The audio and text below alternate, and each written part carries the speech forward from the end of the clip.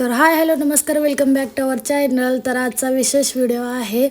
आपण चाललेलो आहे खरसुंडी सिद्धनाथ, आमचं कुलदैवत आहे. आणि आज पौर्णिमा असल्या कारणाने त्याच्याच दर्शनाला आम्ही चाललेलो आहे. आणि हे बघा, जो बंगला दिसतोय त्याला भूत बंगला म्हणते ते आमच्याकडे. म्हणजे इंग्रजांच्या काळात त्यांनी तिथं 3rd डिग्री वगैरे असं काहीतरी आहे सिस्टीम त्याची, काय माहीत नाही, पण आमच्या इकडं म्हणते ती भूत बंगला.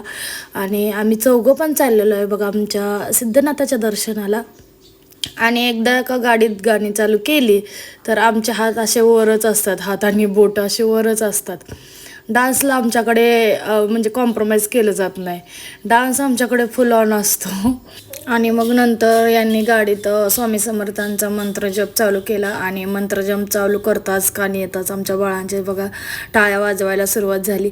पण यांचं कसं होतं माहिती आहे का, टाळ्या तर वाजवतात एकदम भक्तिमय होऊन चांगलं व्यवस्थित हे करतात. पण जेव्हा कॅमेरा चालू करतो तेव्हा त्यांना नसते वाजवायचं किंवा त्यांना त्यांची कला दाखवायची नसते. असं काहीतरी असतंय लहान बाळांचं, म्हणजे आमच्या तर बाळांचं असते, दुसरं काय माहीत नाही. त्याच्यानंतर आम्ही पोहोचलो बघा खरसुंडीमध्ये. आणि या 2 मुली होत्या त्या मागे लागल्या लावून घ्या म्हणून. त्याच्यानंतर आम्ही ते चंदन लावून घेतलं. हे बघा माझं बाळ किती छान लावत होतं. आणि पूर्ण देवदर्शन होईपर्यंत माझ्या बाळाने बोटाला धरलेलं, म्हणजे एकदा सुद्धा त्याला उचलून घेतलं नव्हतं किंवा ते पण म्हटली नाही की मला उचलून घे. पूर्ण देवदर्शन होईपर्यंत ती अशी चालतच होती, जाऊन येत. आणि चक्क पायऱ्यासुद्धा ती चालत होती आणि उतरत होती.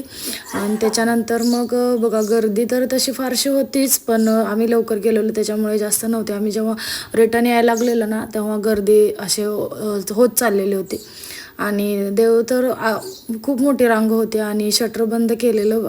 आणि आमच्या इकडं कसे दीपत धरतात, मग ते पहिलं तूप असं बनवून देवाला कुलदेवताला द्यायचं असतं, म्हणजे दिवा लावायला.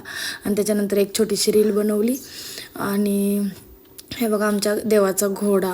आणि सगळं देवदर्शन झाल्यानंतर आम्ही परत जरा फोटोशूट केलं. आणि परत म्हटलं यायला लागलेलो तर दत्त जयंती असल्या कारणाने तिथं म्हटलं चला दर्शन घेऊया. मग दर्शन वगैरे घेतलं आणि मग आम्ही निघालो. प्रसाद पण घेतला. आणि प्रसाद घेतलेला आम्ही चालू केलं गाडीतच खायला. एवढा भूक लागलेली, सकाळी लवकर आलेलो. आणि